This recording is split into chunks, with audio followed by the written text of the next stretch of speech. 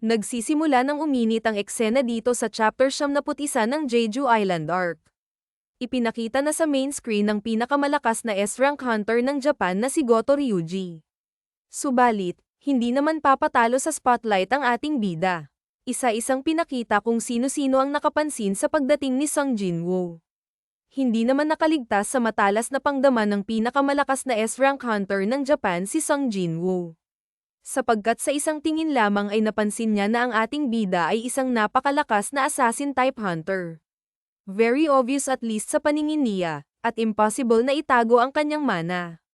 Subalit kinurek siya ng kanyang assistant at Korean translator na hindi siya isang assassin-type, isa siyang magic-type hunter at least based from the official records ng Korean Hunter Association. Sa lahat ng nakapansin ng arrival ng ating bida, mukhang si Mama Chahayin lang ang pinakamasaya, dahil nga sa lahat ng hunters, si Sung Jinwoo lang ang mabango na tila naka-Axe Deo body spray. Habang lahat sila ay panandaliang napalingon kay Sung Jinwoo, ay deadma lang ang dalawang Korean hunters na nag-sparring. Pinakita sa susunod na panel na nag-uusap si Goto and Miss Translator. Dito ay makikita na mistulang hindi impressed si Miss Translator sa mga S-rank hunters ng Korea. Nawalang binatbat silang lahat kay Goto. Subalit si Goto ay very humble, saying na si Cho Hain at Chief Gogunhee ay hindi pwedeng maliitin. Kasi sa tingin niya, kaya nilang tapatan ng pinakamalalakas na S-rank hunters ng Japan. May isang hunter ng Korea ang hindi nakapagpigil at galit na galit, based sa narinig niya na usapan nila Goto at Miss Translator. Nakakaintindi pala siya ng Japanese language. At ang hunter na ito ay walang iba kundi ang guildmaster ng Gisadan Guild na si Park Jong-so na A-rank hunter. Ayun nga lang, dahil nga isa lamang siya na A-rank hunter, hindi siya sikat to the point na hindi siya kilala ni Miss Translator. Dahil dito, ay talagang mas lalong uminit ang usapan, pero makikitang si Miss Translator ay chill lang. Taas kilay, at nakulang na lang isabihin. Who you? Kasali din ba kayo sa Jeju Island mission? Di ba mga S-rank hunters lang ang kasali?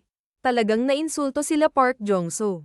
At sa sobrang bitter, sinabi na lang niya na, ang dami mong alam. Isang hamak na translator ka lang miss. Biglang pinakita na nag-alis ng blazer si Miss Translator, nag-flex ng aura, at nagsabi na, "Excuse me Mr. Feeling malakas. Ako ay isang A-rank hunter ng Japan. There's no way na matatalo ka sa isang kagaya ko na sumama dito para maging isang translator lang diba?" Aba teka, masyadong matalas talaga ang pananalita mo Miss Translator.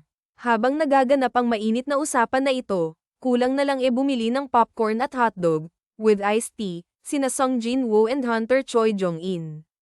This is fun. Okay, let's get it on. Di naman tayo pwede mag-all out sa isa't isa, sabi ni Hunter Park.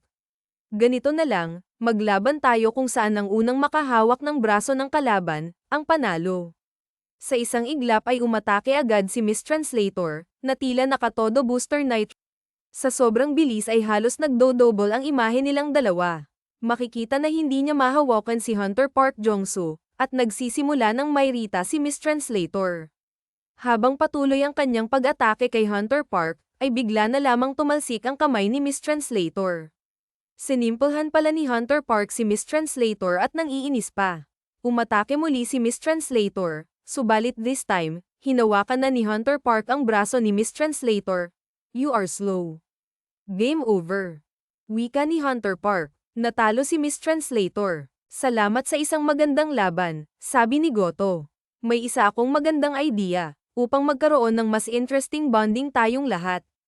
S-rank hunters ng Japan versus S-rank hunters ng Korea, same rules. Pumayag naman si Chief Gogunhee, basta ba mga combat type hunters lang ang kasali para fair ang laban. Na-finalized ang rules, kasama sa kondisyon ng paghawak sa likod at pagpapatombo ng kalaban. At higit sa lahat, ito ay group battle, until maubos ang kabilang group, saka lang may mananalo. Nag-agree naman si Goto, kaya game on na. Sa side ng Korea, Hunter Baekhyuno, Hunter Ma Dun-sok, Hunter Cho Hain at Hunter Im Taekyu. Sa side naman ng Japan, Hunter Tanaka Kenjo, Hunter Hoshino Minoru, Hunter Kumamoto Atsushi at Hunter Toata Kanae. Very exciting ang susunod na episode. Thank you for watching and follow for more.